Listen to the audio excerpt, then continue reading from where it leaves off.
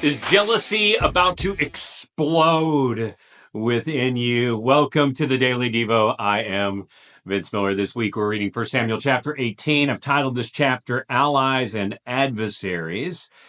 So far, David has returned from defeating Goliath, builds an instant ally with Jonathan, but an adversary will rise from inside the ranks. Let's see who that is as the plot thickens in verses 5 through 9. It states, and David went out and was successful wherever Saul sent him, so that Saul sent him over the men of war. So he promotes him. And this was good in the sight of all the people and also in the sight of Saul's servants. So let's just pause there just for a second. Don't forget, David is not old enough to actually fight in war. You had to be 20 to fight in war. David is probably between the ages of 15, maybe as old as 17, but not much older. So they promote him as a commander in war, and everybody approves of it. As they were coming home, when David returned from striking down the Philistine, the women came out of all the cities of Israel singing and dancing to meet King Saul with tambourines and with songs of joy and with musical instruments. And the women sang to one another as they celebrated, Saul has struck his thousands and David his 10,000s. And here we go. And Saul was very angry, and this saying displeased him. He said, they have ascribed to David his 10,000s, and to me they have ascribed thousands. And what more can he have but the kingdom? And Saul eyed David from that day on. This situation right here is a ticking time bomb of jealousy, which is going to drive Saul crazy for the next decade.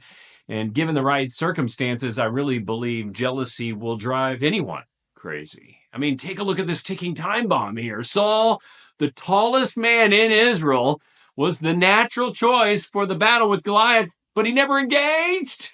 After 40 days of waiting, finally, a young and good-looking musical shepherd boy comes out and defeats Goliath and wins the day for Israel. King Saul then sets him over the men of war, and then the women of the land start singing David's praises. Now, we really should pause right here to recognize that these women's praise is wrongly attributed to David. Because don't forget, it was God who won the battle, and David knows that. He knows that.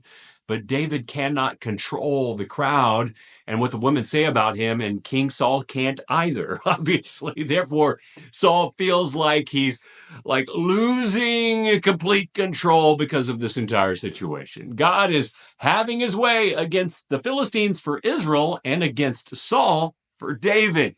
And this is deeply frustrating for Saul because he can feel the kingdom slipping through his fingers, and the jealousy time bomb begins to tick.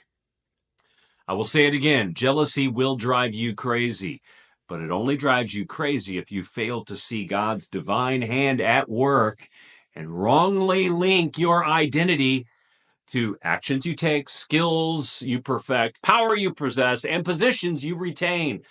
I know too many men, me included, who sometimes ignore what God is doing. And then we give too much credence to the things of this life. When we do this, we tie, we link, we fix our sense of self-worth to the things of this life. And once that happens, we feel threatened by loss. And then jealousy sets in. And in the coming verses, Saul's jealousy leads to anger, outbursts, and irrational violence. You know, when jealousy begins to tick within you, tick, tick, you start to hear that tick of jealousy, you have to stop the time bomb. And the best way to do this is to do three simple things. First, stop tying your identity to perceived losses, be that a skill, a power, or a position. So stop that. Number two, start seeing God's plan in the situation and trust his plan.